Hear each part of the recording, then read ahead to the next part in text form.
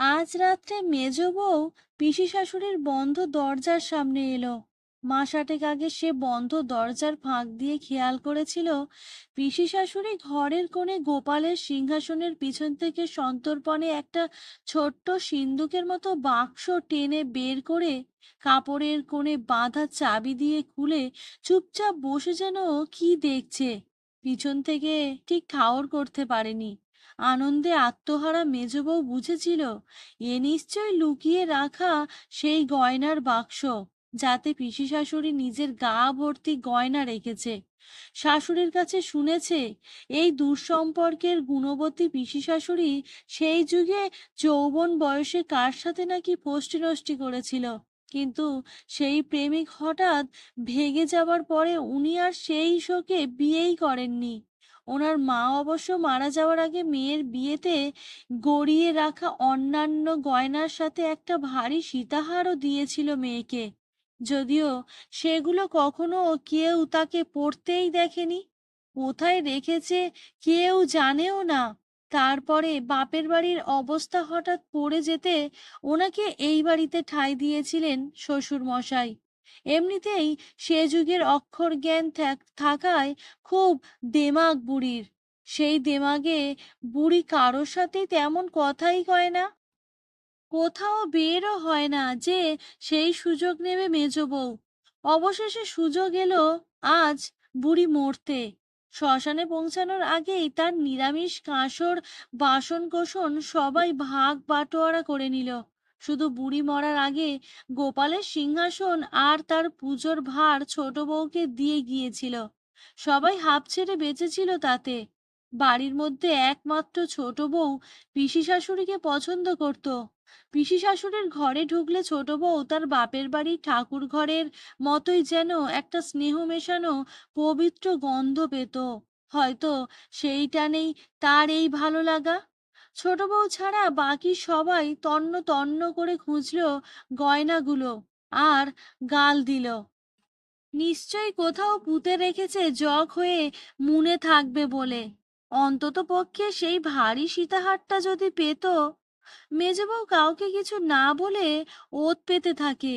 ছোট বউ সিংহাসনে হাত দেওয়ার আগেই কাজ সারতে হবে তাকে।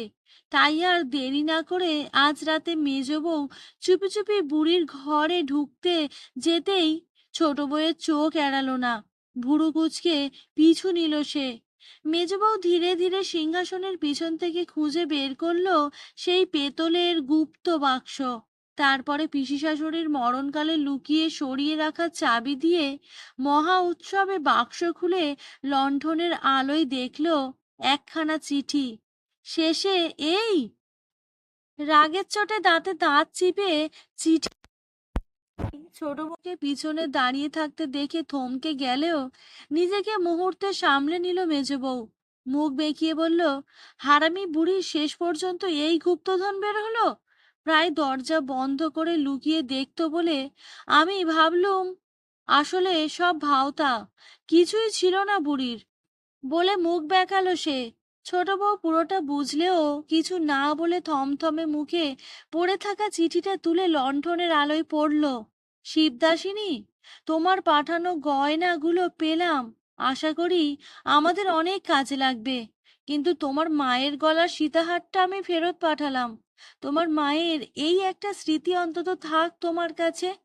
আমি তোমার কাছে অপরাধী জানি, কিন্তু আমার এই অনিশ্চিত জীবনে তোমাকে আর জড়াতে চাই না বলেই এই সিদ্ধান্ত। আমার বাম কাঁধে গুলি লেগে বিশ্রী ঘা হয়ে গেছে, অবস্থা ভালো নয়। এখানে ডাক্তারও নেই। জানি না তোমার সাথে আর কখনো দেখা হবে কিনা। যদি না হয় আর কখনো দেখা, চোখের জল ফেলো না। দেশের কাজে শহীদ হওয়া ভাগ্যের ব্যাপার। ইতি তোমার অপরাধী। নামটা মনে হয় বিপ্লবতার খাতিরে দেওয়া নেই। পিসি শাশুড়ির জন্য ছোট বউয়ের চোখ দিয়ে টপ টপ করে জল পড়ল কয়েক ফোঁটা।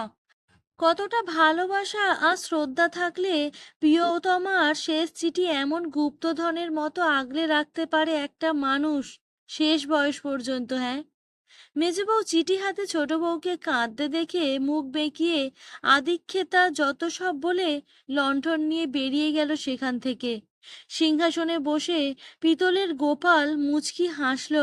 অন্ধকারে হঠাৎ করে যেন চকচক করে উঠল তার গলায় পরানো ময়লা পড়ে পিতল রং হয়ে যাওয়া বহু বছরের পুরনো সীতাহারটা, যা কাগজের ফুলের মালার সাজে চাপা থাকে সব সময়।